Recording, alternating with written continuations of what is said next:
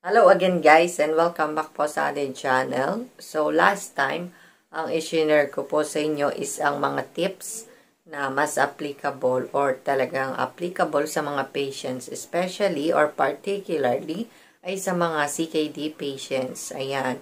So nagkaroon po tayo ng ito yun po palang tips na yun ay from Sir Reynaldo S. Abacan Jr. Mega shoutout po ulit sa'yo, Sir Ray, ang founder and president ng Dialysis PH.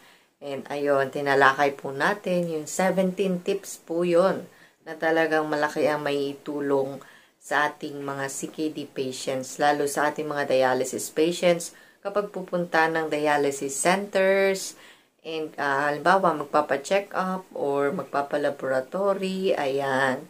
So, ayun guys, pwede nyo po yung i-check at nasa ating description box ang link ng mga tips na yon sa tag-ulan.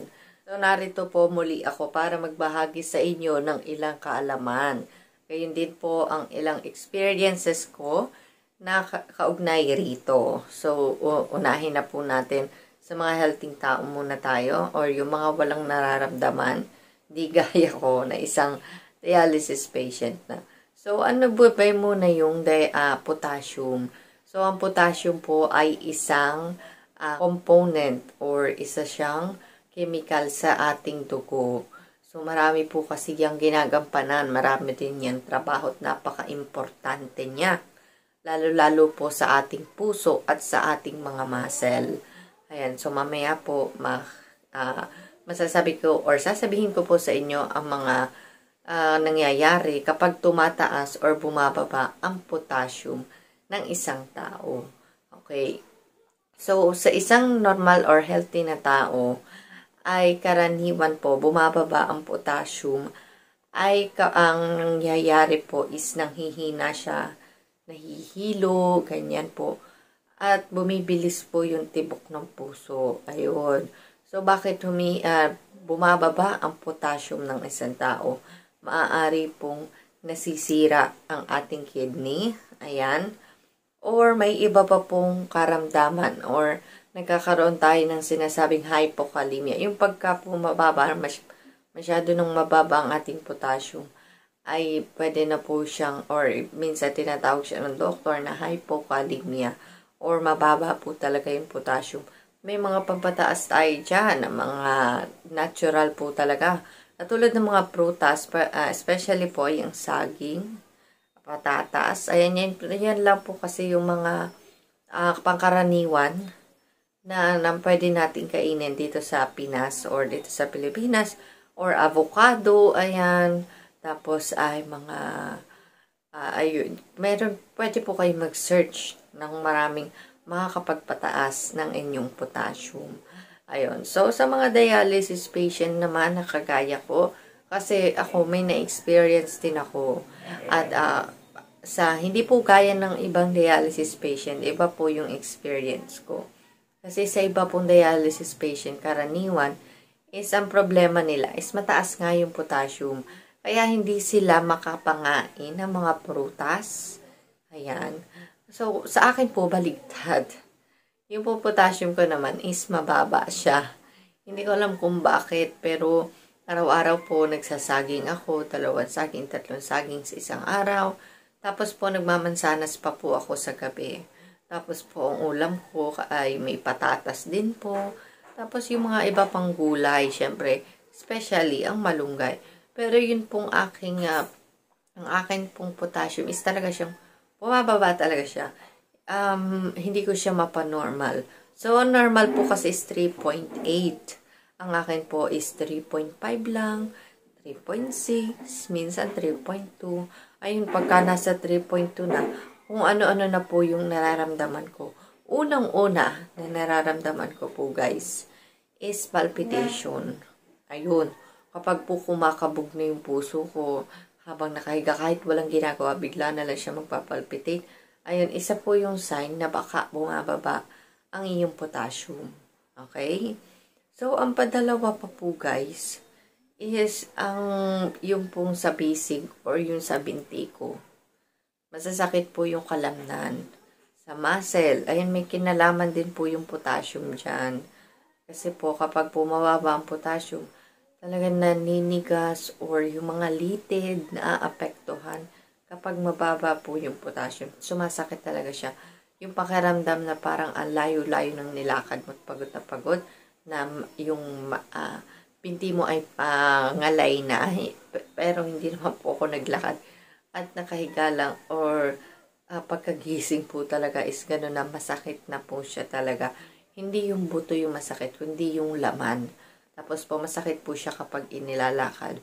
So, possible po na mababa po sa potassium. Ayun.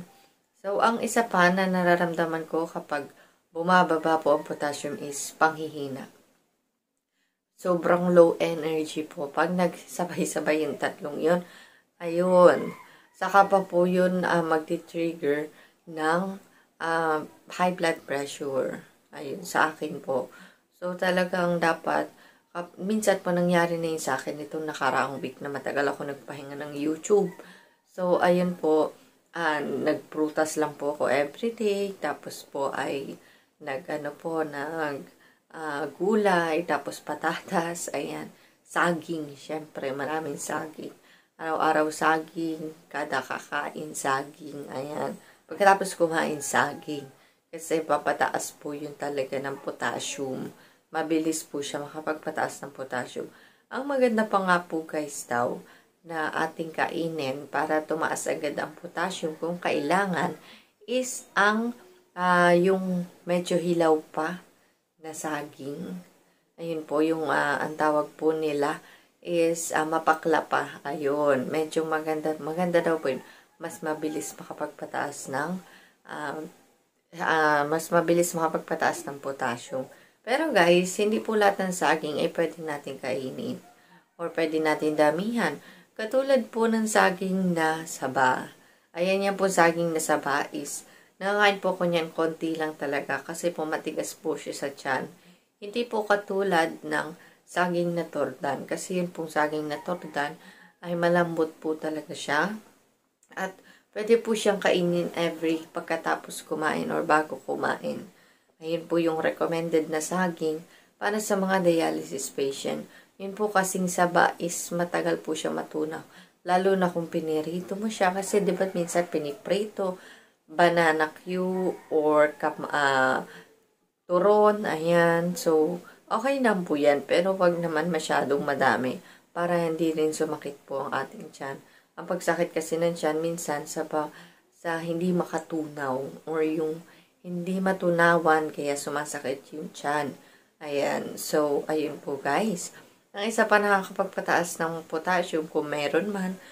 Pero tapos na po yung panahon ngayon nito ay yung avocado. Ayan.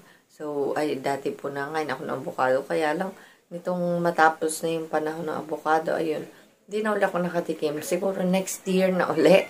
Kapag mumunga na uli yung mga avocado dito sa amin. At avocado ng kapitbahay. Ayan. So, ang isa pa po, guys, na tungkol sa potassium na i-share ko po sa inyo, may mga gamot na pwedeng i-reseta po sa inyo ang doktor.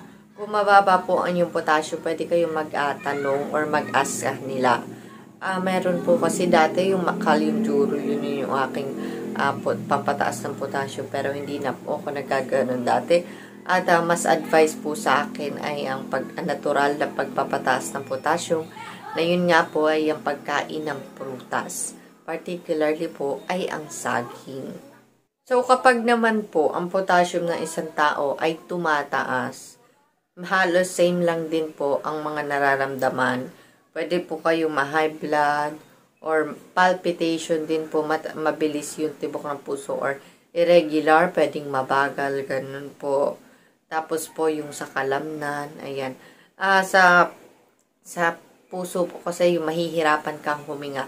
Kasi sikip or maaaring maliit yung hinga. Ayun po. So kapag ganun po, maaari pong yun po yung sintomas ng pagtaas ng inyong potassium. Kalimitan nga po, yun ay nangyayari sa mga dialysis patients. So, ayun lamang po guys muna may share ko sa inyo tungkol sa potassium, Yun po yung mga nalalaman ko tungkol sa potassium. At kung may mali man po ako, pwede nyo po ako guys i-correct. Chat po sa comment section. Maluwag po natin yan tatanggapin. And thank you so much po sa lahat na nanonood ng video ito. Kung nagustuhan nyo naman po, pwede po kayong mag-like and mag-iwan din ng comment sa baba. At huwag kalimutan mag-subscribe kung hindi ka pa po nakasubscribe sa aking channel. At i-share na rin ang video ito. Maraming salamat po.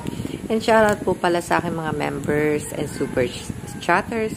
Sa inyong mga blessing po sa akin. Thank you so much. Maraming salamat po. Ayan. And guys nga po pala, ay mag-iiwan tayo ng mga ilang pictures dyan or videos para makilala niyo po ako. Mga throwback po yun. So guys, sana po ma-enjoy ninyo. Thank you so much po for watching. Merienda po tayo.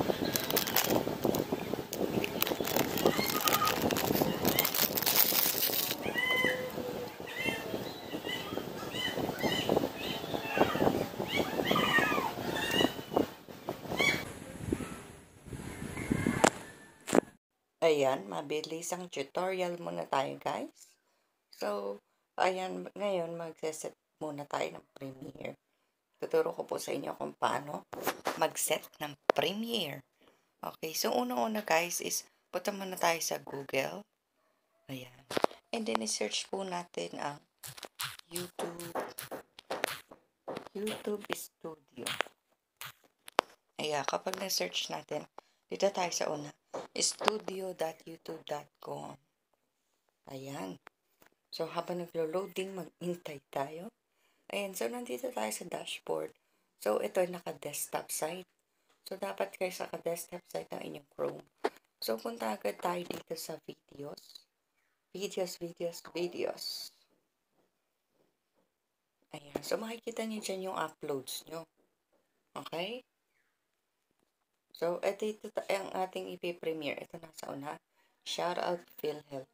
So, dito tayo sa unlisted. Nakalagay guys. So, in-upload ko muna siya as unlisted. So, pinutin natin yung unlisted. Ayan. So, doon sa arrow na nasa tabi. And then, dito tayo sa schedule. And then, ayan, nilagay natin kung anong date. Halimbawa, ngayon. November 9. Ayan, November 9. Tapos kung anong oras. I-premiere ko siya guys is 4:45 PM. Ayan, tapos i-check, huwag kakalimutan i-check yun sa baba, set as premiere. And then schedule. Ayun lang guys, ganun lang po kadali na mag-set ng premiere. So, sana guys, may natutunan kayo today. Ayan, thank you so much.